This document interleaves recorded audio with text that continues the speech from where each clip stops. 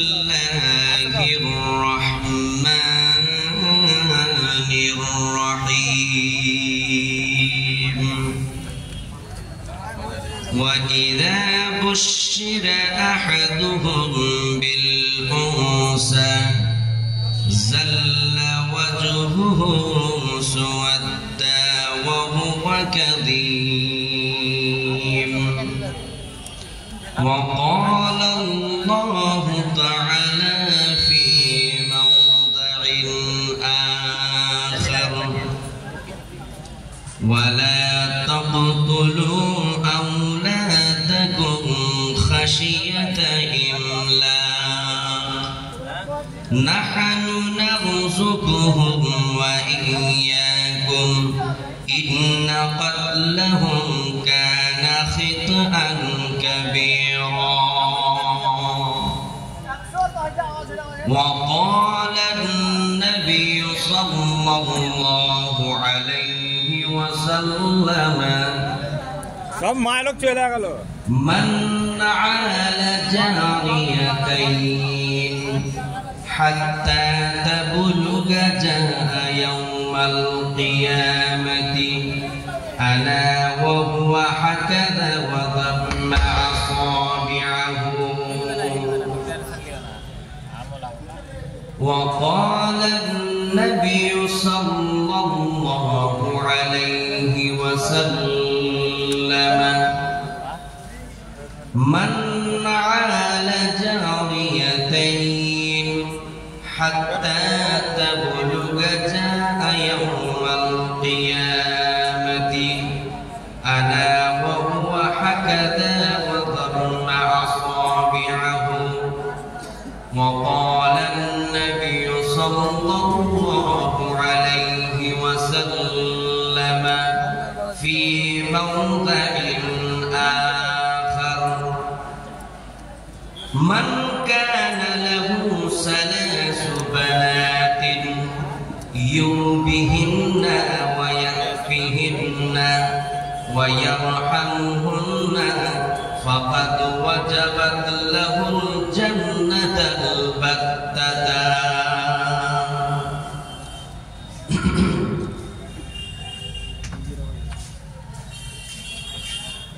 গড়েছ তুমি এই পৃথিবী জাহান তুমি অসীম তুমি মহান গড়েছ তুমি এই পৃথিবী জাহান তুমি অসীম তুমি মহান তুমি পৃথিবীর পালনকারী তুমি প্রভু বিশ্বজমি আমি তোমাকে খুঁজি আমি তোমাকে দেখি আমি তোমার প্রেমের কবিতা লিখি আমি তোমাকে খুঁজি আমি তোমাকে দেখি আমি তোমার প্রেমের কবিতা লিখি গড়েছ তুমি এই পৃথিবী জাহান তুমি অসীম তুমি মহান তুমি পৃথিবীর পালনকারী তুমি প্রভু বিশ্বজমি আমি তোমাকে খুঁজি আমি তোমাকে দেখি আমি তোমার প্রেমের কবিতা লিখি আমি তোমাকে খুঁজি আমি তোমাকে দেখি আমি তোমার প্রেমের কবিতা লিখি এই পৃথিবীর পাড়ায় পাড়ায় দূর আকাশের তারায় তারায় এই পৃথিবীর পাড়ায় পাড়ায় দূর আকাশের তারায় তারায় আঁখি দুটি মোর যায় হারিয়ে হৃদয় ছড়ায় তার অনুভূতি আমি তোমাকে খুঁজি আমি তোমাকে দেখি আমি তোমার প্রেমের কবিতা লিখি আমি তোমাকে খুঁজি আমি তোমাকে দেখি আমি তোমার প্রেমের কবিতা লিখি এই পৃথিবীর বিশালতা ওই পাহাড়ের ঝর্ণা ধারা এই পৃথিবীর বিশালতা ওই পাহাড়ের ঝর্ণা ধারা আমি তোমার পরিচয় পেয়ে পেয়ে হৃদয় তোমার ছবি আঁকি আমি তোমাকে খুঁজি আমি তোমাকে দেখি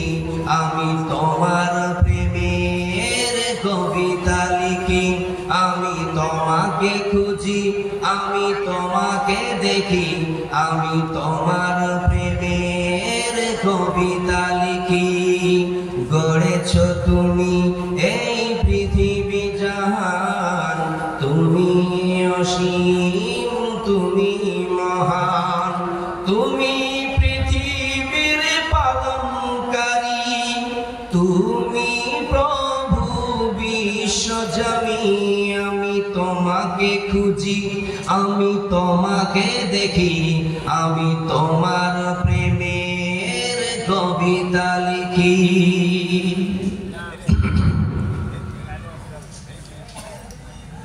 উপস্থিত আজকের এই সভার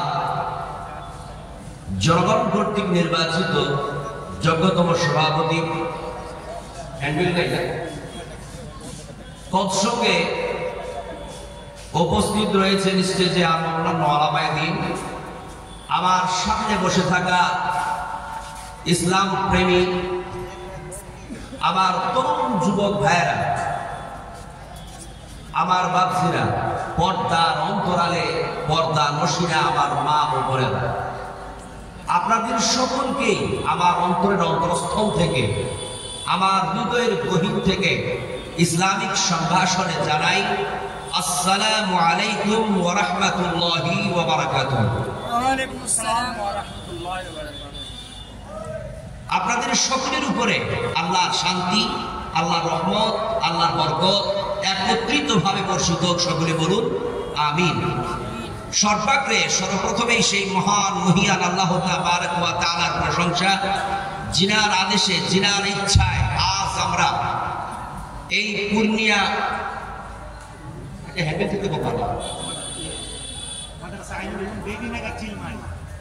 মাদ্রাসা আইনুল উলুম দেবীনগর চিলমারি পূর্ণিয়া বিহারের অন্তর্গত এক দ্বীনি সভায় উপস্থিত হওয়ার তৌফিক এনায়েত পেয়েছি তাই সকলেই একবার আপন অন্তর করে পড়ুন আলহামদুলিল্লাহ। তারপরে পরেই আমাদের আখিরি নবী আমাদের শেষ নবী জনাবে রাসূলুল্লাহ সাল্লাল্লাহু আলাইহি ওয়াসাল্লামের প্রতি সহস্র শান্তির ধারা অবতীর্ণ হোক আল্লাহুম্মা সাল্লি আলাইহি ওয়া আল্লাহুম্মা বারিক আলাইহি। ব্রাদার ইসলাম আমি আপনাদের সামনে পবিত্র কোরআনুল কারীম থেকে দুই জায়গা থেকে দুটি আয়াত তেলাওয়াত করেছি এবং দুটি হাদিস আপনাদের সামনে পেশ করেছি। ইনশাআল্লাহ তাআলা কোরআনের আয়াত এবং হাদিসের দিকে দৃষ্টিপাত করে একটা বিষয়ের উপরে একটা সাবজেক্টের উপরে একটা মেথডের উপরে আমি একগুচ্ছ আলোচনা আপনাদের মাঝে ছুড়ে দেব ইনশাআল্লাহ। আমি আলোচনা শুরু করার পূর্বে ব্যক্তিগত কয়েকটি কথা বলছি। নাম্বার 1, আপনারা যখন আমার আলোচনা শুনবেন আপনার চোখগুলোকে স্পিকারের ন্যায় আমার দিকে রাখতে হবে যাতে করে আমার একটাও শব্দ আপনাদের কর্ণগহ্বর থেকে মিস না হয়ে যায়। আপনার তান ও মান আপনার ব্রেন এবং আপনার শরীর দুটোকেই প্রেজেন্ট রাখতে হবে। এখানে মনোযোগ দিয়ে শুনতে হবে।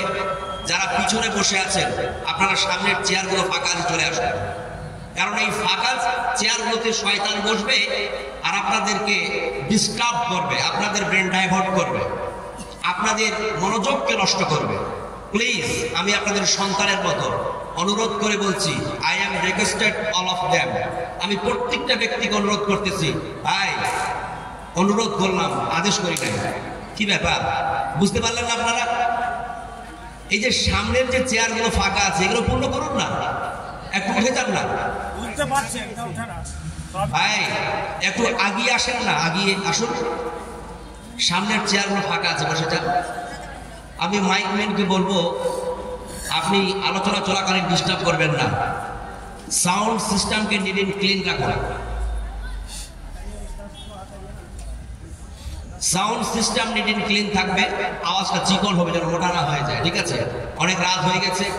দেখুন, আমি এলোমেলো আলোচনা পছন্দ করি না এবং আমি নিজেও এলোমেলো আলোচনা করি না, এটা আমার ব্যক্তিগত একটা খাসলাত বা বৈশিষ্ট্য। আমি আপনাদের সামনে কোরআনের যে আয়াত রেখেছি, যে হাদিস রেখেছি, ইনশাআল্লাহ কোরআনের আয়াত এবং হাদিসের দিকে দৃষ্টিপাত করে একটা সাবজেক্টের উপরে আলোচনা ছড়ে দেবো ইনশাআল্লাহ। কোরআনের আয়াত আর হাদিস আমাকে যে সাবজেক্টের উপরে আলোচনা করার জন্য উদ্বুদ্ধ করতেছে, সেই সাবজেক্টটার নাম হচ্ছে আমাদের মা বোনদেরকে নিয়ে। মা বোনরা আছে কি শুনছে আমাদের কথা? নারী কেন্দ্রিক আলোচনা হবে ইনশাআল্লাহ। আল্লাহ তাআলা আমাদের এই মা বোনদেরকে, নারী জাতিকে কি সম্মান দিয়েছেন, কি মর্যাদা দিয়েছেন, কি অধিকার দিয়েছেন, এটা আমরা আজকের আলোচনায় জানতে পারবো ইনশাআল্লাহ। এবার আমার বাপজিরা বলছে জল হ্যান্ডবিল এগুলো থাকে, জলটা কই? আমি আসার সময় বললাম জল থাকে, ইস্তারের কাজ হয়ে গেছে, জলটা নিয়ে আসবে।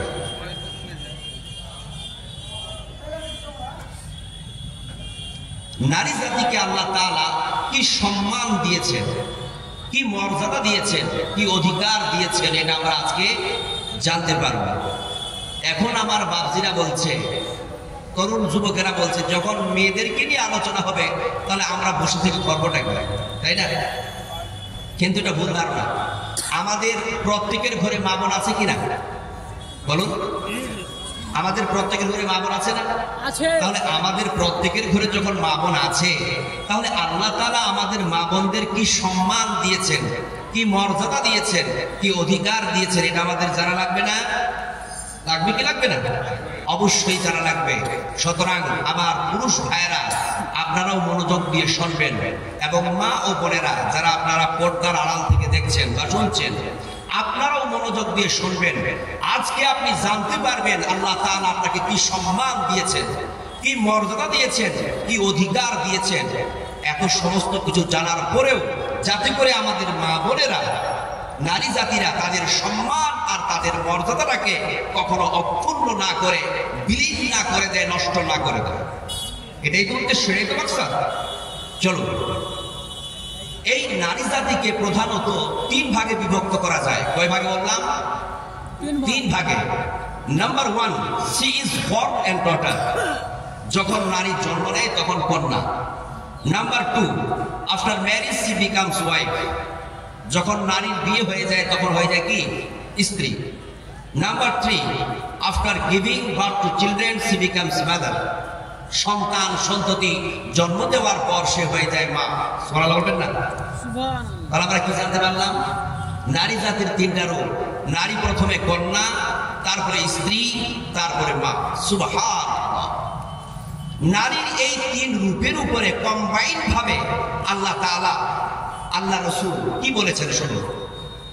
আল্লাহ পাক রব্বুল আলামিনের নবী বলেন, when a woman is a daughter, যখন একজন নারী কন্যা, then mercy for the father, তখন সে তার বাবার জন্য রহমত।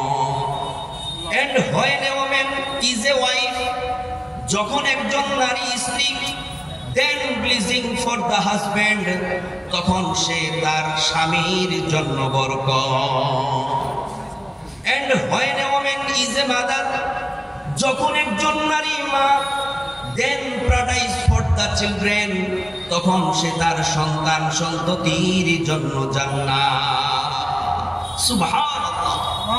সুতরাং আমরা জানতে পারলাম নারী যখন কন্যা, তখন বাবার জন্য রহমত, আর নারী যখন স্ত্রী তখন স্বামীর জন্য বরকত, আর নারী যখন মা তখন সন্তান সন্ততির জন্য জান্নাত। জোরে বলুন সুবহানাল্লাহ।